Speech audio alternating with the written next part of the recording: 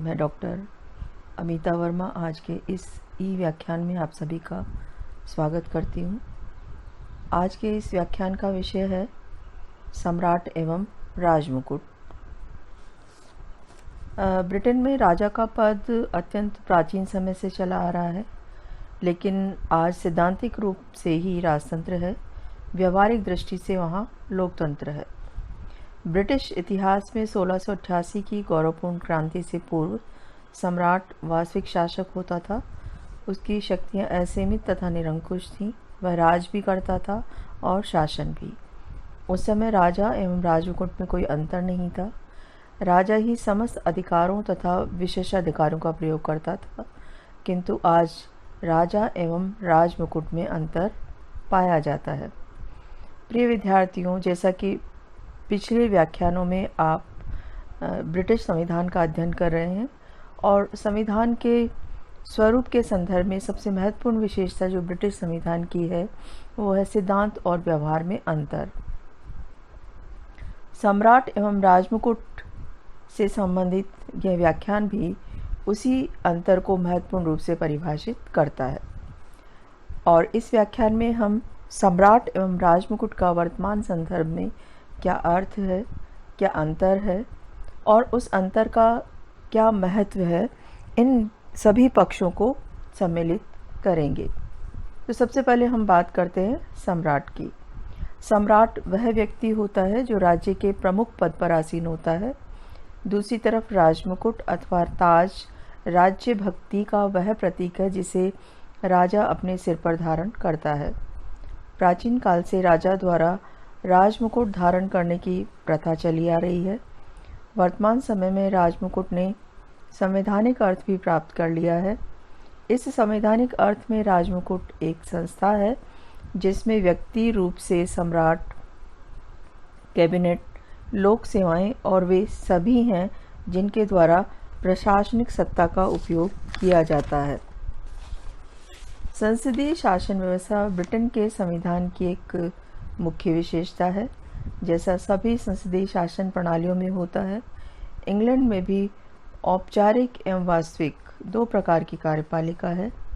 औपचारिक कार्यपालिका वहाँ का राजा है, जिसमें औपचारिक रूप से शासन की संपूर्ण शक्तियाँ निहित हैं, तथा वास्तविक कार्यपालिका वहाँ मंत्रिमंडल है, जिसमें शासन की संपूर्ण शक्तियाँ वास्तविक रूप से निहित है। एक समय जब इंग्लैंड में निरंकुश राजतंत्र था, राजा विधि निर्माता, मुख्य कार्यपालक तथा न्याय एवं सम्मान का स्रोत था। यद्यपि राजतंत्र के लोकतंत्रीकरण के परिणाम स्वरूप सम्राट अब नाम मात्र का शासनाध्यक्ष हो गया है। अब हम बात करते हैं राजमुकुट की। राजा जब सिंहासन पर बैठता था और राजमुकुट धारण कर लेता था, तभी उसे शासन की सब शक्तियां प्राप्त होती थी। दूसरे शब्दों में, ये शक्तियां व्यक्ति के रूप में राजा की न होकर राजमुकुट की होती थी, क्योंकि राजतिलक होने पर राजा जब राजमुकुट पहन लेता था तभी से उसे ये शक्तियां प्राप्त होती थीं। साधारणतः राजमुकुट का आशय राजा के सिर पर धारण किए गए ताज से होता है, पर संविधान की दृष्टि से यह शासन का प्रतीक होता है और कार्यपालन, व्यवस्थापन तथा न्यायपालन आदि सभी से संबंधित शक्तियां उसमें निहित होती हैं। प्रोफेसर मुनरो के शब्दों में, यह एक कृत्रिम विधि व्यक्ति है जो न कभी शरीर धारण करता है और न कभी मरता है। प्रोफेसर ऑग ने विस्तार पूर्वक इसका अर्थ बताते हुए कहा है, राजमुकुट सर्वोच्च कार्यपालिका तथा शासन की नीति निर्माण संस्था है, जिसका अर्थ राजा, मंत्रियों एवं संसद का मिलाजुला रूप है। यह वह संस्था है जिसे राजा की सब शक्तियां तथा विशेषाधिकार धीरे धीरे हस्तांतरित हो गए हैं। तो प्रोफेसर मुनरो और प्रोफेसर ऑग ने राजमुकुट को इन शब्दों में परिभाषित करने का प्रयास किया है। प्राचीन काल में राजा एवं राजमुकुट में कोई अंतर नहीं था। राजा राजमुकुट एवं राजमुकुट राजा था तथा राजमुकुट की सभी शक्तियों का प्रयोग राजा स्वयं करता था। पर राजतंत्र के लोकतंत्रीकरण के कारण राजा एवं राजमुकुट के भेद का महत्व हो गया है।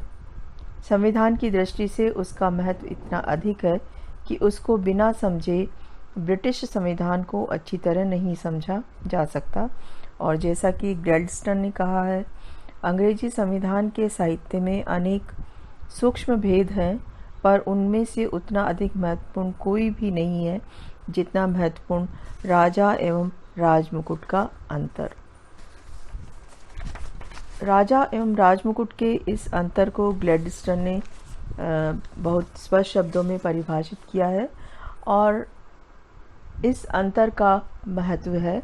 ब्रिटिश संविधान को समझने के लिए इस अंतर को समझना भी, इस अंतर के महत्व को समझना भी बहुत ज़रूरी है।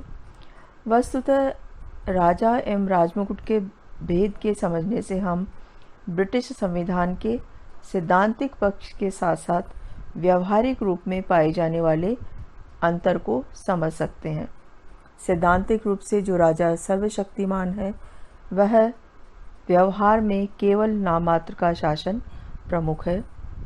सैद्धांतिक रूप से संसद तथा मंत्रिमंडल राजा की परामर्शदात्री संस्थाएं हैं। राजा उनके परामर्श को मानने या न मानने के लिए पूर्ण स्वतंत्र है, पर व्यवहार में वे संस्थाएं ही सर्वशक्तिमान हैं।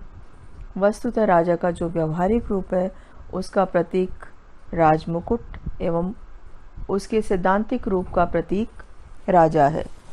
राजा एवं राजमुकुट के अंतर का महत्व इसलिए भी है क्योंकि इंग्लैंड में राजतंत्र एवं लोकतंत्र दोनों साथ साथ विद्यमान हैं। उसके विशुद्ध सैद्धांतिक रूप को हम राजतंत्र कह सकते हैं, जिसका प्रतीक राजा है। उसका व्यवहारिक रूप एक पूर्ण लोकतंत्र का रूप है, जिसमें असली राज सत्ता जनता एवं जनता के प्रतिनिधियों में स्थित है तथा राजमुकुट उस सत्ता का प्रतीक है। इस प्रकार राजा से जहाँ राजपद के अधिकारी व्यक्ति का बोध होता है, वहाँ राजमुकुट से ध्वज मात्र या नाम मात्र के शासक के रूप में राजा तथा मंत्रिमंडल एवं संसद आदि वास्तविक शासकों का बोध होता है। राजा एवं राजमुकुट के अंतर के कुछ पक्षों को हम बिंदुवार स्पष्ट कर सकते हैं। सबसे पहला अंतर राजा एवं राजमुकुट में यह है कि राजमुकुट एक स्थायी संस्था है, जबकि राजा एक व्यक्ति है। राजमुकुट स्थायी है, जबकि राजा अस्थायी है। राजमुकुट सामूहिक है, जबकि राजा वैयक्तिक है। राजमुकुट वास्तविक शासक के रूप में है, वह सर्वशक्तिशाली है, जबकि राजा नाममात्र के शासक के रूप में है और वह शक्तिहीन है। आज के इस संक्षिप्त व्याख्यान में सम्राट एवं राजमुकुट के इन सभी महत्वपूर्ण पक्षों को संक्षेप में बताने का प्रयास किया गया है।